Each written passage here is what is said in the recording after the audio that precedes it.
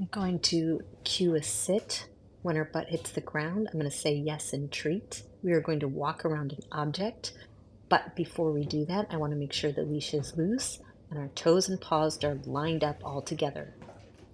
Then I'm going to step forward, put a treat on the ground, so she's getting reinforced for catching up and being right there next to me. Watch it.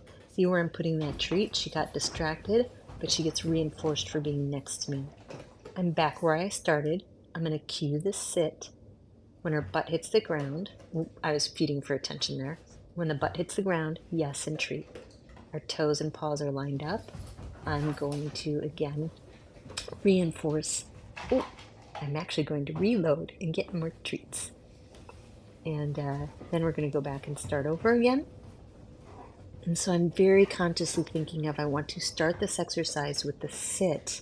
And if it's going very well, my cue is let's go, or with me, yes, treat, yes, treat, yes, and treat. She's next to me. And then I'm going to cue the sit again when we get back to the same side we started on.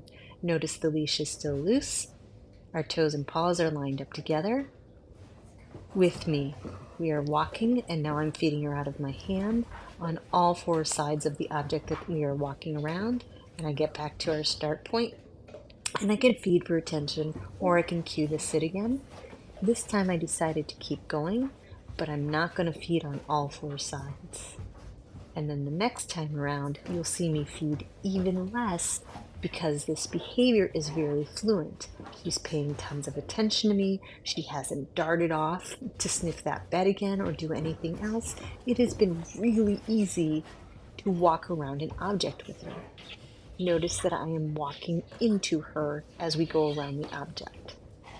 So in a moment, I'm going to reverse the direction we're going in. That's me dropping a couple of her kibbles on the ground, being like, what a good girl, take a quick break. And then I'm like, where am I starting again? I want to switch directions and go the opposite direction so she gets used to also turning. I am turning away from her and she is catching up to me, not just me turning into her. So I started off with her on the same side I was, and it was like, oh, I want her on the outside of the object. So we start with our sit, yes, treat, yes, and treat. Notice that my hand doesn't have to reach for her, look for her. Thank goodness for dogs that are good hand height. Yes, and treat. She's happy, she's loose, she's wiggly, we're working inside. My goal is to focus on really training without error and getting nice, clear cues in. I want the sit with me. Sit with me. My yes and treat to tell her what a great job she's doing. So this way I'm associating those cues with behavior that is really pretty error-free. She figured that out herself. She's such a good girl. Now, easy exercise. If you have a big enough space, put out 2 chairs, do